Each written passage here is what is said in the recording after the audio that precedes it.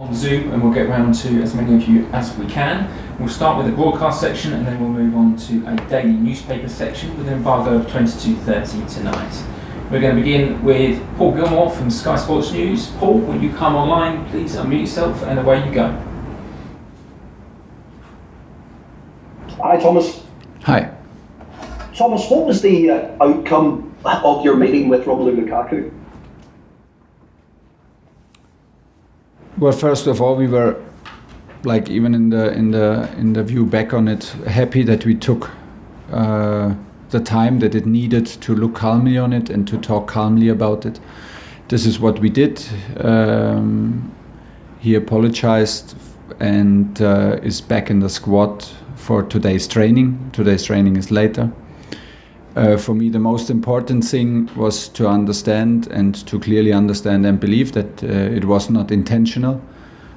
He did not do this intentionally to create this kind of noise in front of a big game. And the second one, it was the very first time that he even behaved, even before when he seemed to be, when he, in his opinion, he was ready to play, for example, after his injury from the start, and we thought like he needs to readapt to the intensity a little bit more. There was never the slightest behavior against the team, so it was the very, very first time that we actually felt him this way. And these are very important points to understand, that to stay calm and to understand that it's not that big as maybe people want it to be, or you want it to be. It's not small.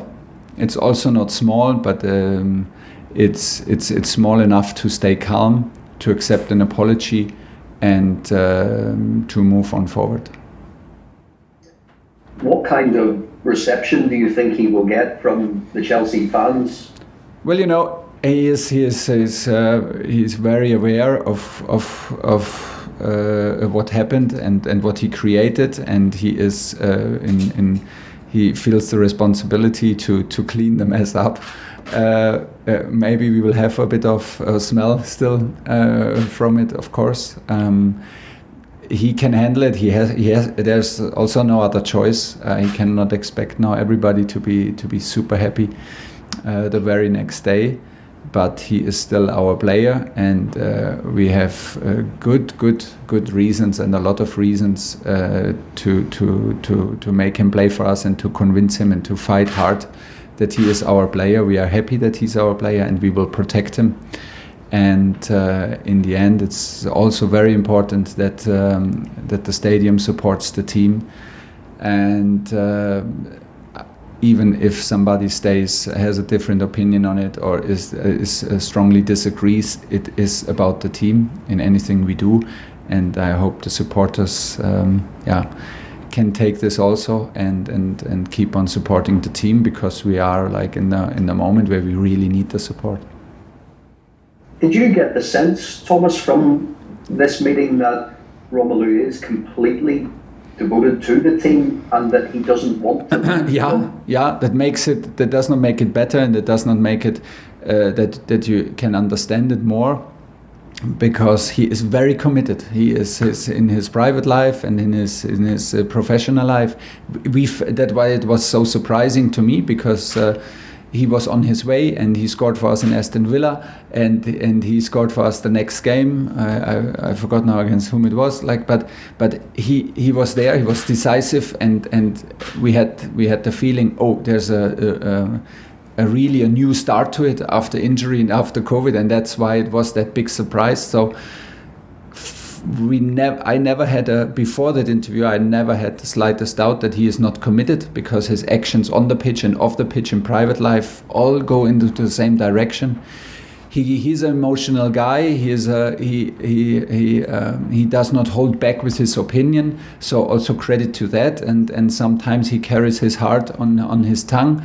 And it's like this, and we should not just blame him and just point on the negative side of it. We have to adapt now to the situation, and it created some noise that you normally absolutely don't want, and this is clearly understood. But there are zero doubts in his commitment and to the team and to the club. Last two, Paul. Looking further ahead, how do you get the best out of him in the system, and also off the pitch in terms of happiness? How do you just get the best out of your record signing? But I think the players get the best out of themselves, and we help them and we support them. And it's not of, with Romelu, it's not about finding positions. He's a striker, and that's it. Pretty easy. He's a number 9, and just put him on number 9, and we never did something else. It's about adaptation. It's adaptation to the league, adaptation to a different club, to a different team, to different teammates. And then comes injury, and then comes COVID. We're in a total normal place with him, in an absolute total normal place.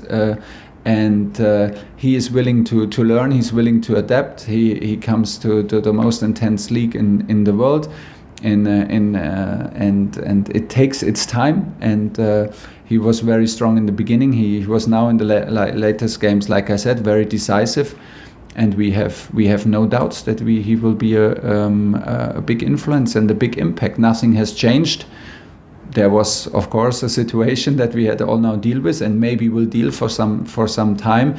But it's important to brush it off. We took our time. It was in a very, very bad moment in front of a big game, so we protected the game, and now we had enough time to clear the air and move on. Last one, Paul. Yeah, final one. It's the weekly Antonio Rudiger question, Thomas. His representatives are now talking to other clubs about a pre-contract agreement elsewhere, and obviously it's an ongoing situation. But how confident are you from the football side, and you can see what he's giving you week in, week out? How confident are you that he will continue as a Chelsea player beyond this summer? Well, I cannot predict the future. I don't know if his representatives talk to other clubs. If you know so or assume so, fair enough. Of course, it is possible now because it's January and he has not signed yet. But as I understand it, we are in communication with him. The club is in communication with him. I know, or I assume that he is very aware of what I demand from him and how I appreciate to work with him. The level on which he is playing is still super high and outstanding, and there are no doubts that the situation is a concern for that. Well, the point is very clear. My opinion is very clear. The club is trying the very best, and their communication's going on, so has not changed a lot. Alistair McGowan, bye-bye.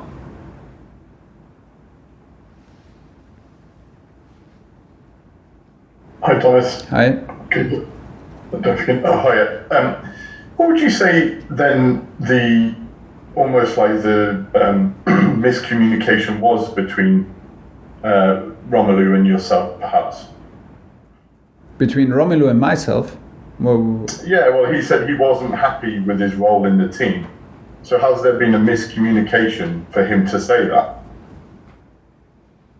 No, it's fine if he says so. I mean, I have read much. I have read more difficult quotes to cope with in my past years as a coach.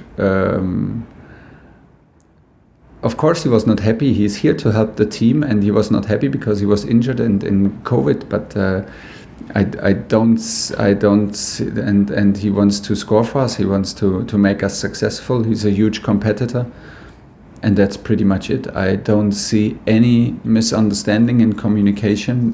We talk a lot, and we share our opinions a lot. That's why I was very surprised and still am. Because in the dialogue with Romelu, it's the same. We're on the same page. We compete for the same things. He's our number 9, and I cannot say more to that. So after that meeting, did he go away feeling that he had a long-term future at Chelsea? You have to ask him. Actually, I don't know how he feels about his long-term future, but he has a long-term contract and he is fully committed. So I assume that this is the foundation. I mean... Okay. James Savinja, TalkSport. Hi, Thomas. You mentioned that Romelu's apologised to you. would you like him to apologise to the playing group and the fans? And do you think it will be easy for him to regain that trust with you and the players? With me, not. No, with me, not, because, like I said, for me, it's the most important to understand the situation. Is this frequently happening? Is this overall picture that we have? Is this does this reflect the overall mood and attitude that he shows? This is an absolutely clear no. Was there intention behind it? Was the intention to create trouble? Was the intention to leave the club? Was the intention to I don't know, put pressure on the coach? Absolutely no. I cannot see it. He did not want to do this intentionally. Of course he did. Of course he should have known better. Yeah, that's why we have to clean it and clear the air now together.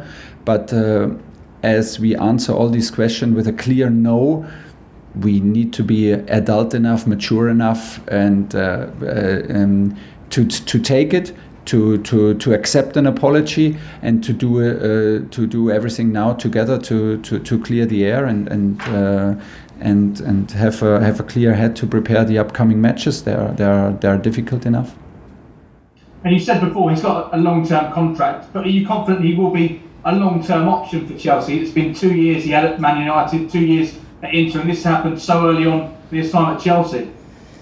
Yeah, I did not even think about this actually, but I mean, he has a contract for a reason, and he wants to achieve big things with his club Chelsea, his youth club Chelsea, which means a lot to him, and from here we go. I cannot predict the future, but like I said, there was no intention behind all this to